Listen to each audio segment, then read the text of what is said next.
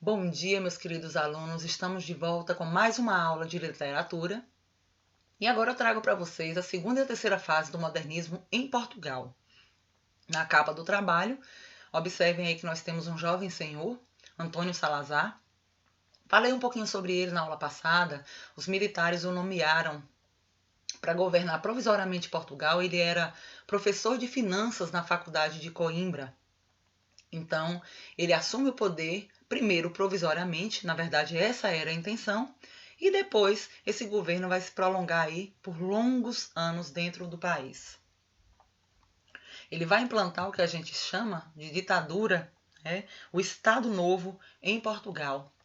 E quando a gente fala em ditadura, óbvio, a repressão vai acontecer em larga escala, vai haver a instituição da censura, a polícia política vai ser criada, para comandar, para fiscalizar, para observar.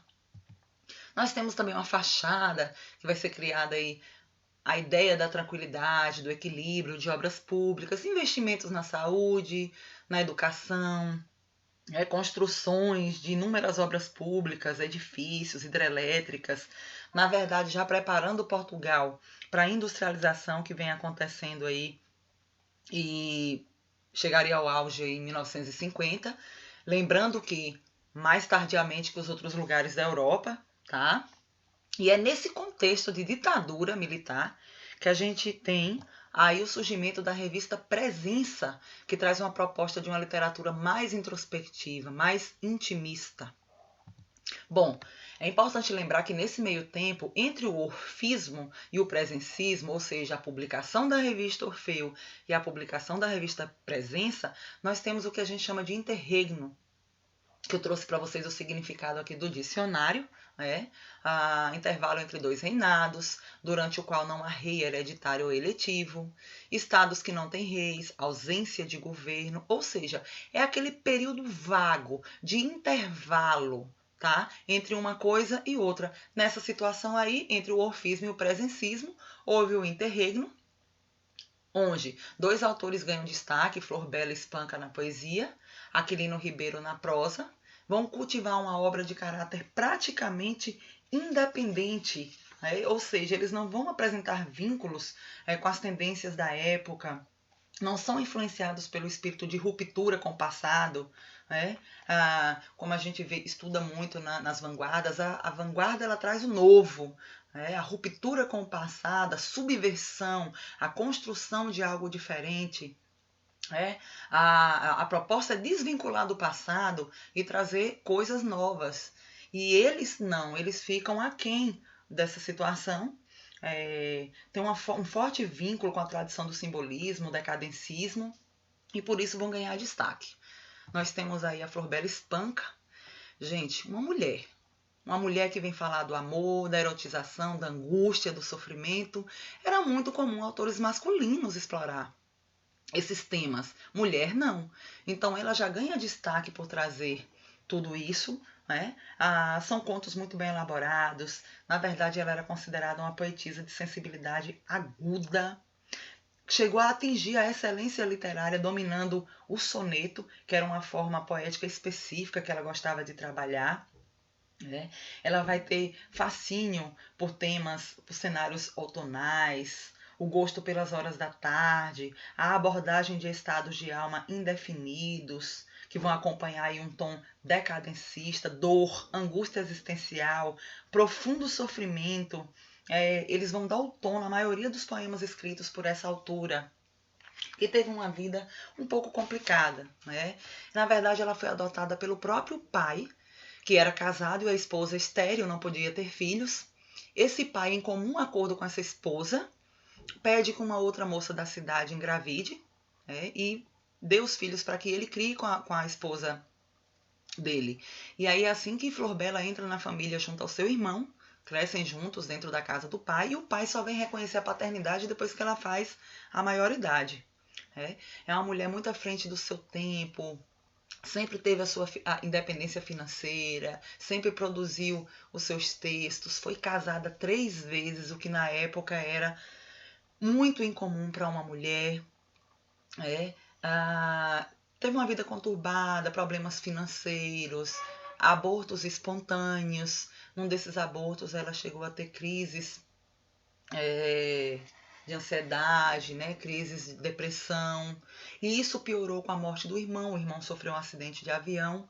E daí em diante, ela buscava sempre a morte. Tentou suicídio 2 vezes, sem sucesso. E na terceira vez, infelizmente, ela veio a falecer no seu aniversário de 36 anos. Dentro das características de Flor Bela, nós temos aí sonetos de grande sensibilidade lírica e imaginação, marcados pelo apuro formal, lirismo amoroso marcado pela oscilação entre o alto enternecimento e o erotismo, senso ético e estético. Deixo para vocês aí uma poesia, Se Tu Viesses Ver-me, linda, peço que leiam depois no material de vocês, pesquisem, por favor. E aí nós temos Aquilino Ribeiro, que também vai fazer parte desse intervalo, né? Esse autor, na verdade, ele dá continuidade à imagem do tradicional escritor português ligado à terra. Extremamente nacionalista, tem um tom provinciano em suas obras, se inspirou em autores, né, de grande referência, Camilo Castelo Branco, Eça de Queiroz. Ele vai explorar personagens pícaros, ou seja, patifes, astutos. Na verdade, esses personagens representam a cosmovisão portuguesa, né, que são abordadas dentro das histórias de herói, da cavalaria, a virilidade natural, logicamente muito influenciado pelas ideias republicanas, tem um estilo marcado pela riqueza vocabular, a riqueza sintática, produz prosa de ficção, claro, conto, romance, além de crônica histórica. Então, esse também faz parte desse intervalo. E aí nós temos o presencismo, que é justamente o lançamento, né, da revista Presença, em 1927, e ela vai ter 54 números publicados, ou seja, a revista literária de maior duração do país. Gente, os traços característicos dessa literatura, né, que são produzidos pelos jovens presencistas, a gente percebe uma alienação social. Tá? Na verdade, Portugal passa nesse momento por uma série de crises políticas, inclusive a ditadura. E esses escritores, eles preferiram interrogar o sentido da existência humana, criando uma literatura voltada para si, introspectiva. Não eram coesos, porque nós sabemos que existiam 2 partidos predominantes na política, os conservadores e os progressistas. Então, assim, existiam polêmicas pelas diferenças de ideologia que eles defendiam. Então, a função principal desse grupo era divulgar as conquistas da primeira geração, né, modernista, vai consolidar a nova visão estética de Portugal, e eles vão se basear nas próprias teorias de Freud sobre o inconsciente humano.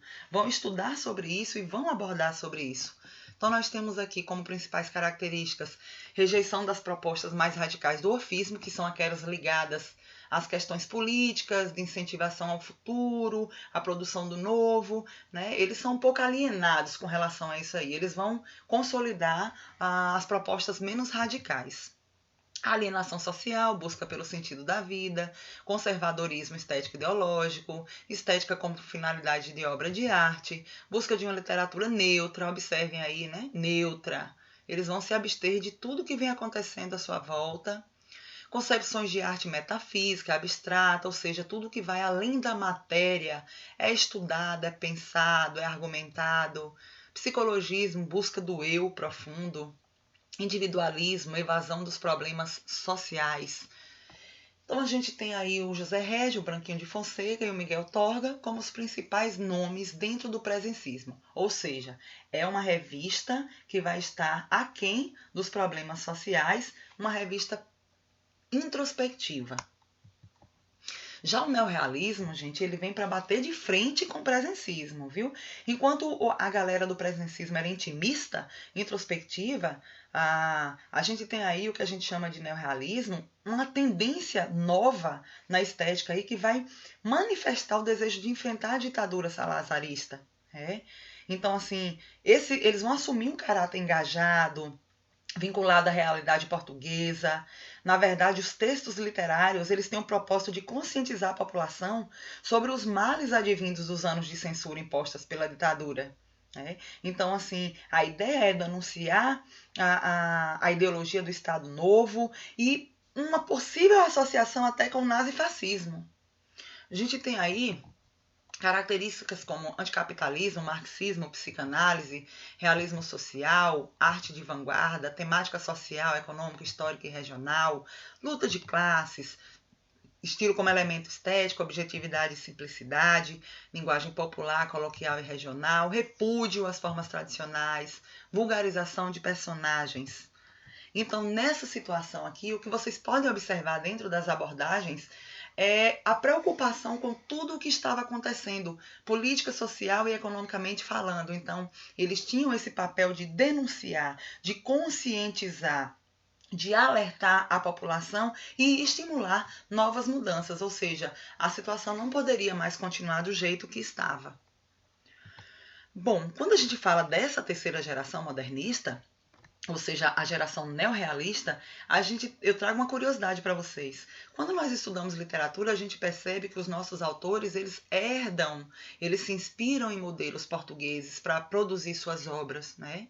E nessa situação especificamente, os autores portugueses vão se inspirar nos nossos autores regionalistas brasileiros para fazer as suas produções, suas obras. Então, nós temos aí Graciliano Ramos, José Lins do Rego, Jorge Amado, como principais personalidades que inspiram esses autores. Eu tenho aqui a concepção de literatura como produto de um contexto histórico-social específico, de uma realidade concreta, ou seja, agora para eles a literatura, ela faz parte, ela tem como papel principal a denúncia, a conscientização baseadas numa realidade que eles vivem. E a denúncia eles trazem aí fatores como exploração dos trabalhadores, a falta de educação, as precárias condições de saúde, governo ditatorial, mostrando para essas pessoas que isso não é bom, que isso precisa ser mudado, tá? A gente não sabe ao certo quando aconteceu o fim do neorrealismo, porque não está associado a uma data específica. Uns dizem que foi com a morte de Salazar, em 1968, outros com a Revolução de Cravos, em 1974. O fato, gente, é que muitos autores, depois do neorrealismo, continuam produzindo de acordo com os traços dessa estética em suas obras, tá? E aí eu trago para vocês Gaibels, que é de Alves Redol. Na verdade, ele vai ser um dos destaques dentro dessa literatura portuguesa neorrealista. Na verdade, esse título dessa obra vai se referir aos camponeses do Ribatejo, né, que tinham uma vida sofrida, uma vida injustiçada. Então, o autor vai apresentar esses episódios de sofrimento, as manchas que se formam na vida dessas pessoas. Então, é um livro que traz denúncias sobre a situação de vida de cada um desses personagens. Tá? Próxima aula, a gente vai dar início ao modernismo no Brasil. Então, vou trazer para vocês a Semana da Arte Moderna e tudo que veio a acontecer depois dela. Eu espero que vocês tenham compreendido a aula de hoje. Um beijo no coração de cada um e até a próxima.